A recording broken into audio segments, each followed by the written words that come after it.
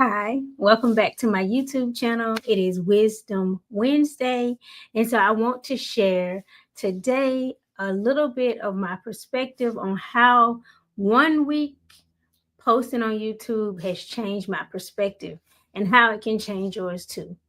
And so I've been talking a lot about, starting your own YouTube channel if there's something you've been interested in. But this can apply to anything that you have been thinking about starting, right? It could be you starting to think about walking 30 minutes a day. It could be you're starting to think about reading an extra 10 minutes a day just to stimulate your mind. It doesn't have to be a really big goal. It's just something that you have been thinking about starting.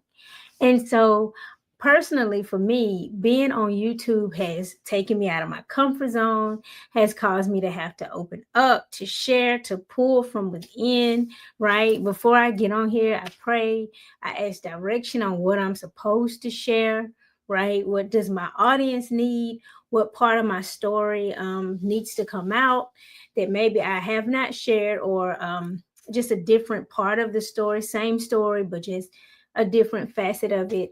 I share a lot about building self-confidence, self-belief. And so I think that's very, very important. I think personally, when we're younger, self-confidence is built up, it's boosted. And as we get older, it's not talked about as much. But I personally feel like the older we get, the more we need confidence boosters, the more we need to replenish our self-confidence, our self-belief, the more that we need to just repair the damage that has been done over the years. Of course, it's always important to build up young people and kids, build the next generation up for sure. Definitely do that. But don't forget to continue building yourself, right? Don't forget to continue cheering on people in your own peer group. I see you, girl, you getting it, things like that. Girl, you are doing the thing. Whatever you want to say, support, like, share their content. Those things are definitely self-confidence boosters. Small things you can do for the people that you care about, small things you can do for yourself can include, I always advocate journaling, right, as a tool to boost your self-confidence, to just write out whatever you're going through in that moment and to just work through it on paper. Again, I'm relating this to my experience on how being on YouTube has changed my perspective, but it doesn't have to be having a YouTube channel. The next thing is, so yeah, I'll share about my very first week. So when I first jumped on YouTube, I thought to myself, how am I going to keep having content, right? So like I did the first, video post. Of course, again, it was about self-confidence. And I thought, am I going to run out of material? Am I going to run out of things to say? How will I draw from this deep, never-ending well?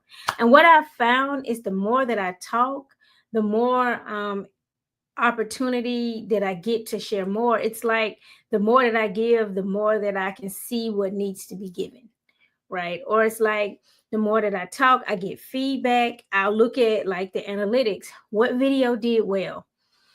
That lets me know this is an area that you could continue talking about. This is what your audience or someone who came across your video, this is what people are asking for without even asking for it outright. This is your contribution right now. And so don't be afraid that you'll run out of contributions. The more you contribute, the more analytics you'll have. You'll see which videos do well. You can take it in that direction. Also, the topic of self-confidence, self-esteem, it's evergreen, right? It's something that always needs to be talked about from one facet to another. This is an area that we all need to constantly build. So for example, maybe your self-confidence is boosted in your speaking abilities, but maybe it took a hit in your cooking abilities because the last time you cooked something, you burned it, right? Or maybe you got a promotion at work, and so your confidence is high with work, but you haven't been working out. And so your confidence in yourself has taken another hit in that area. Just because you're boosting your confidence in one area doesn't mean that every area in your life your confidence is low in. That's usually not the case. I'm sure there are cases like that, but usually we're going, hey, I'm winning right here, over here not so much. And so yeah, for me, when I was starting out that first week, I was nervous and I was like, I'm gonna run out of stuff to talk about. Then I was also nervous about my voice. I have, as you can hear, I was born in the deep South, raised in the deep South.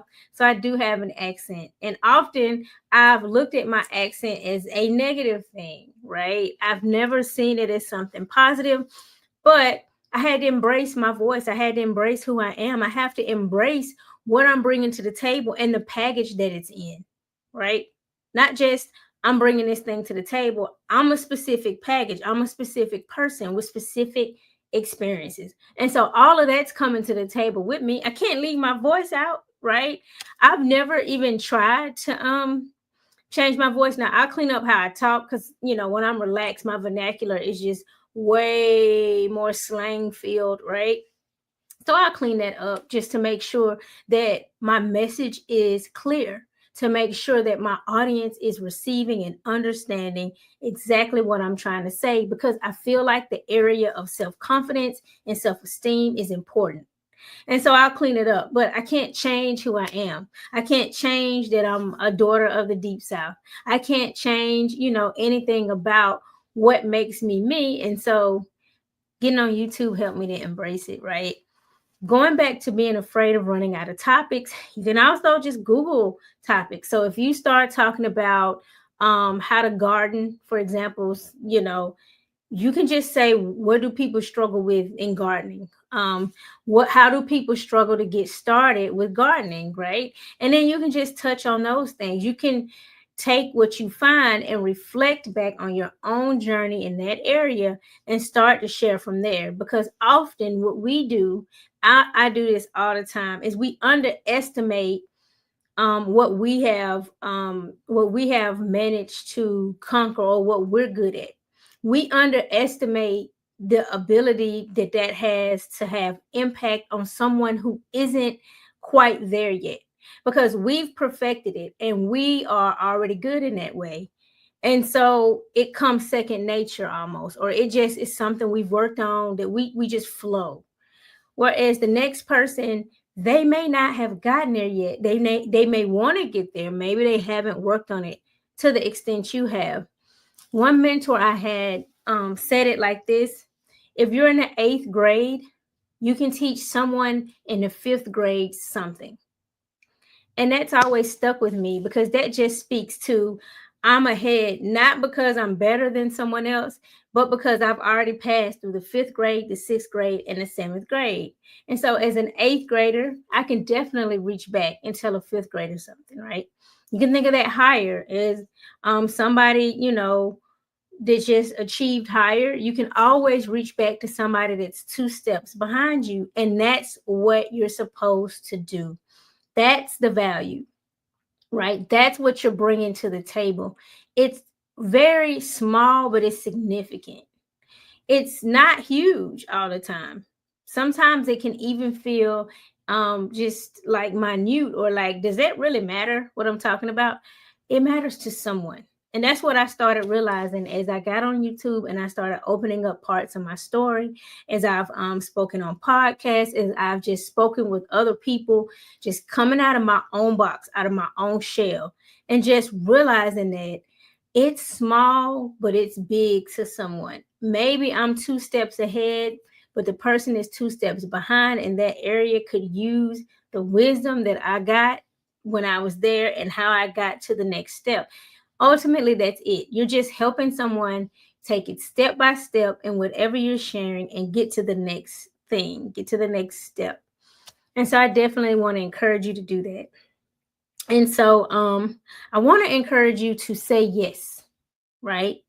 I started off talking a little bit about, saying yes, but I want to encourage you to definitely say yes to the thing that you have been thinking about but putting off. What is that for you? I'm talking about starting a YouTube channel, but it can be something else, of course. What do you need to say yes to? What if you said yes for 1 week to that thing? What if you gave it 1 week and just saw how it went? Most of the times, if we give something just 1 week, we'll go, oh, it wasn't so bad, and we'll continue. I know I've done this before. I've done it like, oh, I'm just going to write for 10 minutes. And then I look up and it's been 15 or 20 minutes.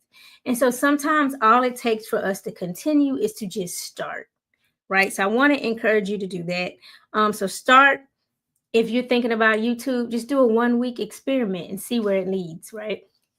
Definitely want you to share in the comments, what is the one thing you're going to say yes to? Or will you even say yes? Drop it in the comments, yes or no. It can be an emoji. I definitely love emojis. I like to try to interpret emojis. And so I do want to leave you with a journal prompt for you to write. So what can change in 1 week if I say yes? What can change in 1 week if I say yes?